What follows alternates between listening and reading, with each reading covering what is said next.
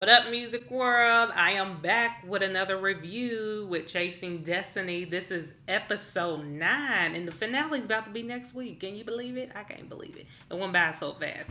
Anyways, let's get straight into it. Okay, so it starts off with the girls having their first session in the studio, and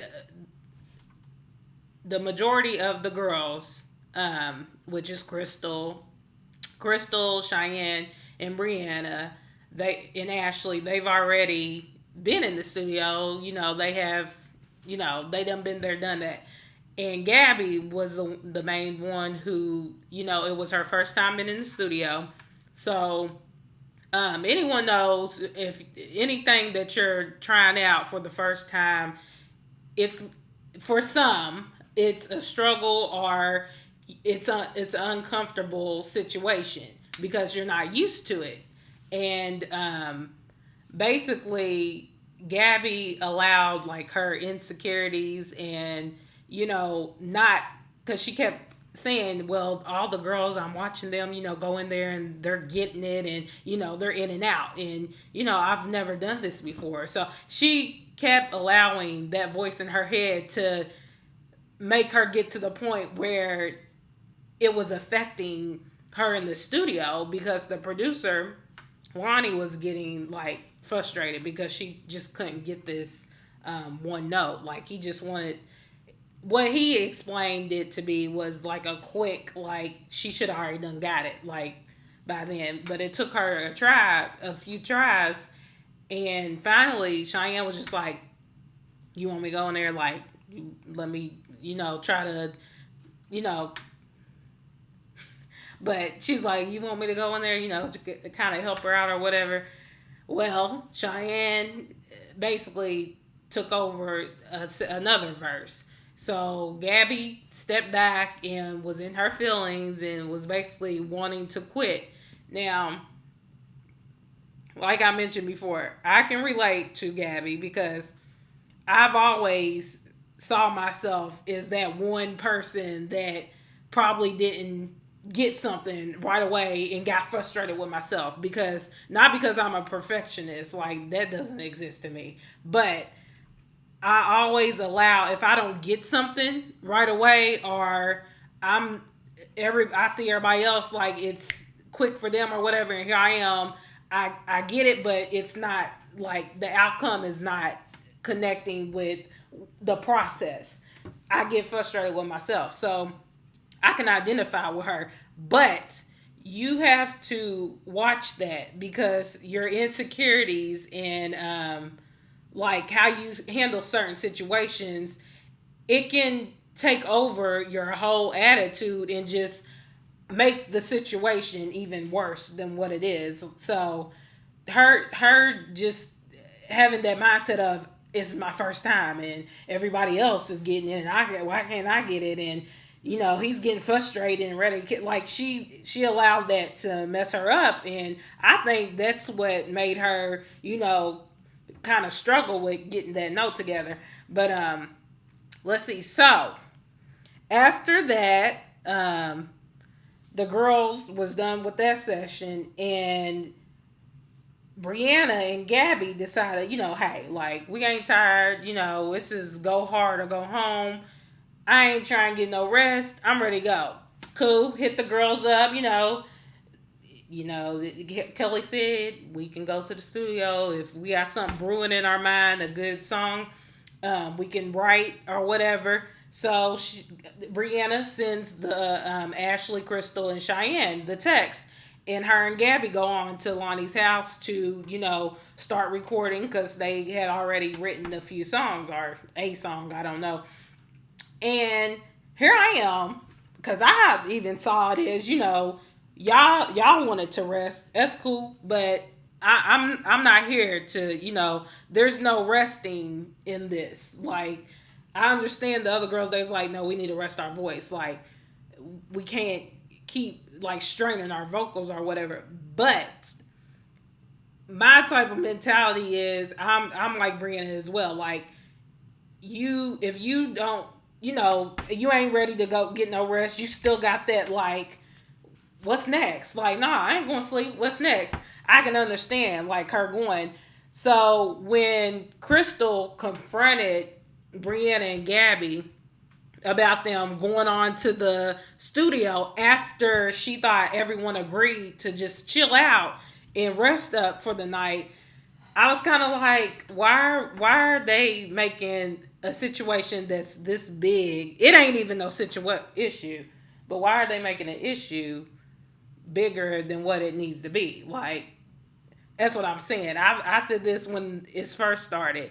This is a girl group. Everything's not gonna be peaches and cream and flowers and skipping and yay, we're la la. Everything's fine. Like, girls are going to, we nitpick at the stupidest stuff, the dumbest stuff, but and that also confused me because Brianna was like, I didn't know that y'all was gonna take it that way. I'm not trying to be on no solo stuff, but I don't understand. Like, she basically didn't get why that made them upset because Crystal was even saying like, I feel like they've been disloyal, and she just took it to 100. I'm like, girl, stop. Like, real, it's not that serious. But in Crystal's defense, she's been in a girl group before, so that's what it was. She was basically telling them, look, I've been through this before, and I know this is like, I'm seeing signs that causes groups to break up, and I don't want that to be us. This is why I'm coming to you.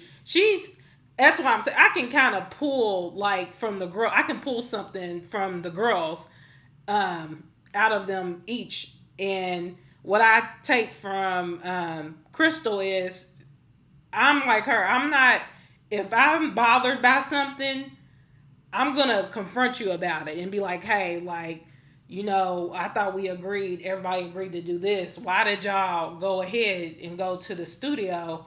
I thought we a group. Like, we gotta be as one or whatever.